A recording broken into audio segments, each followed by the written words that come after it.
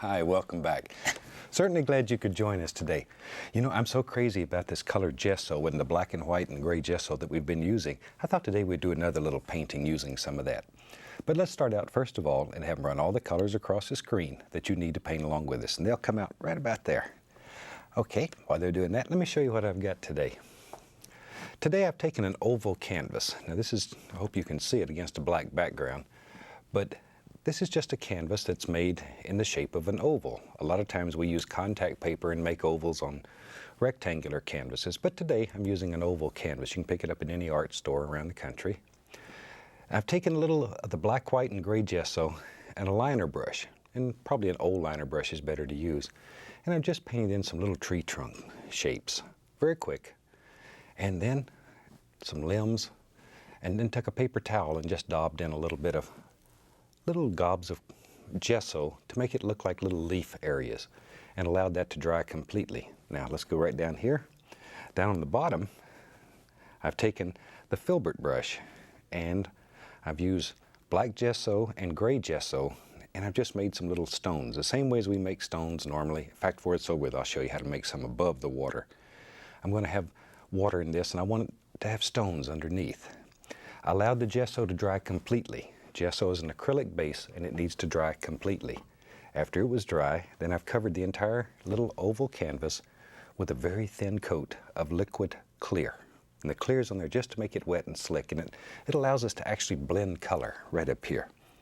Whew, what a long explanation, but it's really very simple, and if you've never painted, this is one you can do. Let's start out today with we'll use a 2-inch brush and a small amount of phthalo blue. I like phthalo blue because it's a very bright blue. It's a happy blue. There we go, and it's very transparent. But just load a little onto the 2-inch brush. Okay, let's go up in here now. Now all you have to do when you have this gessoed background is really just apply color. And it's mixing with the liquid clear that's on there. And what it is in reality is a glaze. It's just a glaze. It goes right over the top of that. And that easy. You can just turn this into a gorgeous blue background. Now you can do this with any transparent color. I've just picked blue today, but you can do it with any color. It doesn't matter. Any transparent color. Sap green in this particular painting would be gorgeous. While I've got that blue on there, I'm gonna just add a little more to my brush. Let's just cover up the rest of the canvas. Now already, just painting over these, I hope you can see them. These little rock indications, already it looks like there's water on top of them. I'm just going to go ahead and cover all this with phthalo blue while I have it on the brush. Something about like that. Now when you're doing this with these colored gessos, it's unbelievable some of the effects you can make. And all the different transparent colors. If you wanted this to be greenish, you could take like Indian yellow and mix in here. It'd make a green background. It'd be wonderful. Or once again, you could just use sap green. Let your imagination go, experiment. And you know, the very worst thing that can happen to this is that you take a little paint thinner on a paper towel and you wipe it off. It doesn't hurt the gesso at all, and you do it again. Wonderful way to practice because you can't make a mistake here. Let's wash the brush. It's the most fun part anyway. It's the most fun part. Shake off the excess. And just beat the devil out of it. That really is the fun part. Okay, I think maybe today we need a way for the water to get down here. I'm gonna have a little waterfall. Show you how easy it is to make a little waterfall. I'm gonna dip my brush into a little bit of liquid clear. And then we'll go through the titanium white. I'll be right back. I'm gonna reach up here, just get a little bit of phthalo blue. I put the liquid clear in here just to thin it a little bit, that's all, just to thin it. I tell you what, let's do. Let's make a waterfall today that maybe there's a big rock behind it.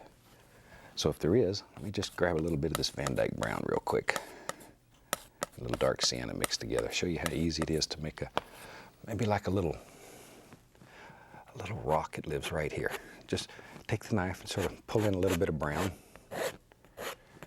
Do the thing that's farthest away first. I decided that it would be neat to have a rock back here. So we'll put it in first. Take a little white. We'll take a little midnight black and put with it a little more. I want to make a gray color. A little touch of Prussian blue. So it makes sort of a bluish gray color, maybe even a little dark sienna. But notice we're leaving it marbled. We're not over mixing it. When we cut off with a knife and pick it up, those same streaks or striations in there will be right in there. And when you touch, very gently, just barely touch, all those little things will happen. It'll drive people crazy trying to figure out how in the world you got all that detail in there. And you didn't hardly do a thing. That's all there is to it. Make it look like a little rock. Now we go back to our fan brush. Think about a waterfall. Water's just coming along here, having a good time, and falls over. See, that's all there is to it. Just let it drop. Try to do it in one stroke. We'll add a little more clear. There, see? Straight and then down. All right, I'll just keep doing that and we'll end up here with Niagara Falls. There. All right, that's basically all we want. When the water gets down toward the base, I'm going to use a little blender brush. Tap a very small amount of that color on there. I want to create splashing in mist. I'm just using the little blender because it's so soft, you can paint right over the top of that. We'll put a little mist right in there. I'm going to use the other corner, which is clean. I just turned it over. Now then, just to diffuse it a little bit. A little hair fell out. We'll just pick it off. No big deal. There. These are natural bristle brushes, which means it's real hair. And sometimes hair gets a little crazy. You know, look at mine. And you would lose a hair or two. Don't worry about it. Just take the corner of the brush like so and lift it off. That's all there is to it. But look what gorgeous little misty area that made. And it's so easy. Van Dyke brown, dark sienna. I want a good strong dark brown here. A little roll of paint once again. And maybe let's put a nice rock over here on this side. Something to contain that waterfall. You just let it go wherever you want it to go. Right down to the mist and sort of drag it so it just disappears into the mist. We can come back and add a little more mist on this side too, just to give the indication that the mist is floating around there. Back to our same little colors that we used on the other side. And let's put a top up here on this. Make it look sort of flat. Maybe a little fox comes right up here and looks over the edge and sees what's happening. Or whatever little creature you want. There we go. Little baby foxes are one of the cutest things in nature. There, one of the animal rehab people that I work with in Florida, Carmen Shaw, she told me if you look in the dictionary under cute, it'll say, see baby fox. I think that's true. All right, now that gives us a nice little area. As I say, if you wanted to bring this mist out a little more, you can bring it on this side of the rock, that easy. Now it just sort of floats on both sides. This very soft brush works great for this. You can intermingle these colors without them blending. But you need a very, very soft brush to do that. Now then, time to have some fun. We'll take the old big brush. I'm going to take some midnight black, Prussian blue. I'll put some alizarin crimson in it. And some sap green. Just all those dark colors, it doesn't matter. Okay, let me clean off the knife. And let's take a little of that color right on the old 2-inch brush. And I'm tapping the bristles. Load it by pulling it through, load both sides full of paint, and then sort of tap it. That makes a nice chiseled edge that we can work with. And let's go up in here. Let's have some big green bushes and trees that live up in here, and maybe they start way up in here. I'm gonna put some dark on, just so we have an area for our highlights to show off. You need dark in order to see light. So just begin thinking about basic shape here. Just basic shapes, that's all we're looking for. Ooh, I covered up all my little trees back here. But we know they're there. Maybe there's a happy little bush lives right here. I'm using basically just the corner of the brush. You could do this with a 2-inch brush, with a 1-inch brush, round brush. It doesn't matter. Maybe we'll use a 1-inch brush just to show you how it works too. I usually prefer to use the big brush. Down here it doesn't take a whole lot because the black gesso is going to create that illusion for us. On the other side, you know me. Let's have another big bush that lives right here. Comes right up over the top. There. Maybe it hangs out right here. Wouldn't this be a wonderful place for a bush to live and has all the water it wants? And what a fantastic view. And with this much water churning, the humidity would be very high here. It'd be wonderful for bushes and trees. There. Bring it down right about like that. Shoot, we're about in business. Okay, let me find a 1-inch brush today. We'll use it to make all these little things. I'll just go through. Let's go through the color we put the background in with. Take that through the yellows. And once in a while we'll touch a little bright red just to dull it. But tap the same way. See that little ridge of paint right there? It's a fantastic close-up right there, but look at that. There's one just like it right on here on the end of the brush. And that's what we're going to paint with. So pull it to load it, then tap. That's all there is to it. Now let's go up here and use it. Take this little 1-inch brush, use just the corner, and begin picking out little individual highlights. Little things that you see up in there, wherever you want them. But do one little thing at a time. Don't get greedy. It gets working good and it feels good and off you go. Next thing you know, you've covered up all your dark and have nothing left. If you have trouble making it stick, add the least little touch of paint thinner to your brush.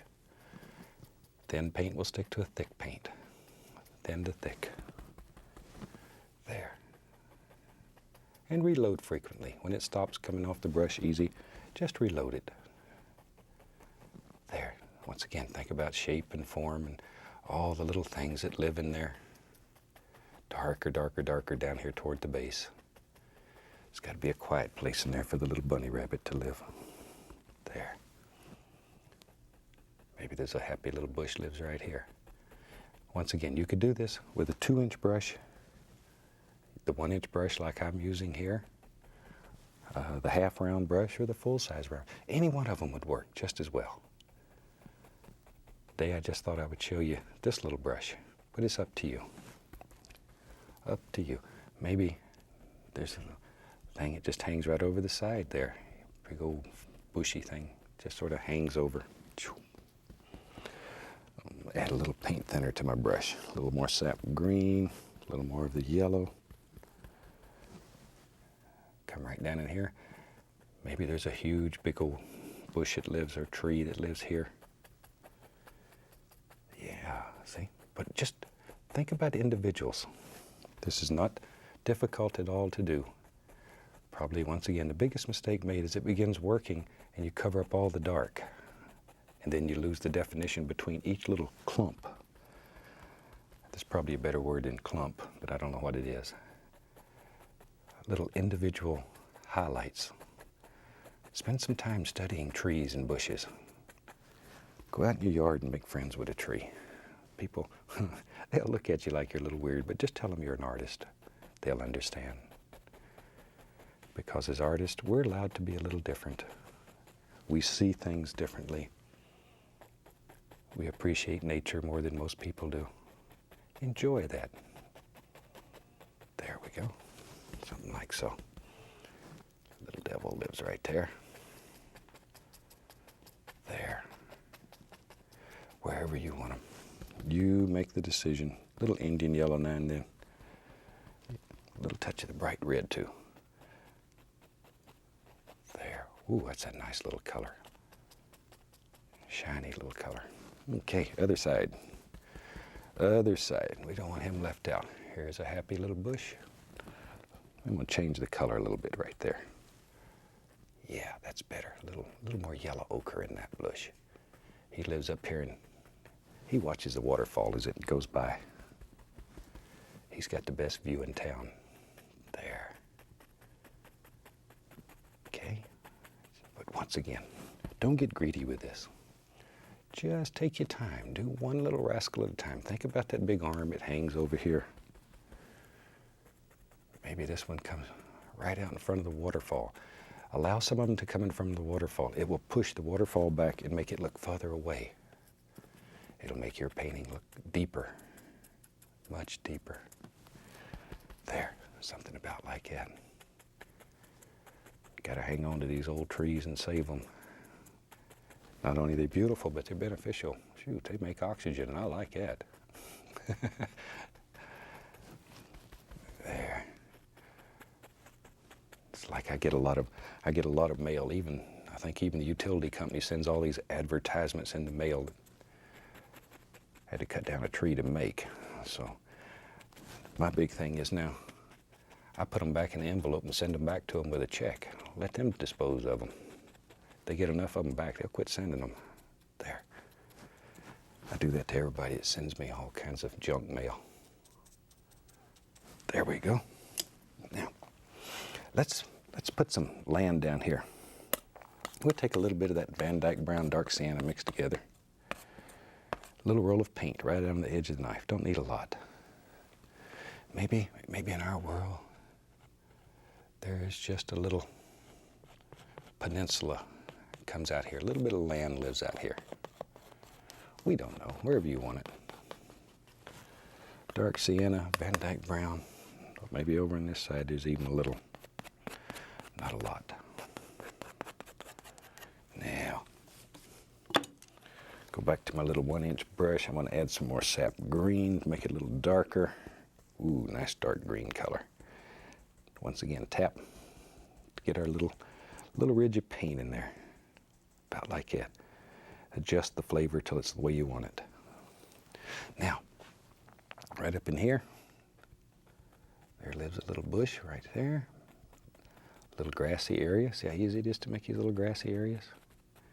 Just sort of tap, tap, tap. There. It's much faster to do with a 2-inch brush. But this is, I just wanted to show you it'll work with either brush. So on the other side over here, there's some little grassy areas. And some people will find they like the little brush better. Might give you a little more control. There we go. No, I think the big brush has more bristles that you're using, and maybe that's why I prefer it. But it's a very individual thing. I want to show you as many different ways of doing things as possible, and then what you do is up to you. Totally and completely. I'm going to take a little bit of brown, a little bit of white, a little paint thinner on the old liner brush, and maybe here and there and there and here we can make out the indication of a few old tree trunks that live in there. Just some stems. We don't know what they are. I don't even know what's hooked to them, if anything. Maybe this tree died years ago and just sort of left a skeleton out here. I like old trees. There. Wherever you think they should live. That's exactly where they should be. But see, those give different dimensions and planes in your painting. Creates the illusion of a little depth and distance. You can have a few over here too. It doesn't matter. Just wherever. Okay, time to have some fun here. Let me clean off a spot to work. Got the biggest palette in town and I still use it all up. I think I'm just a messy painter. Let's take some black and some Van Dyke brown mixed together. We just mix it up. Now I'm going to add some paint thinner. I want to thin this down very thin. So I'm just adding paint thinner to it, that's all. No big deal. Because remember our golden rule, a thin paint will stick to a thick paint. So we've thinned this down. Then I'm going to make one more color and thin it down. Then we'll paint some little rocks in our water. There, just wipe the knife.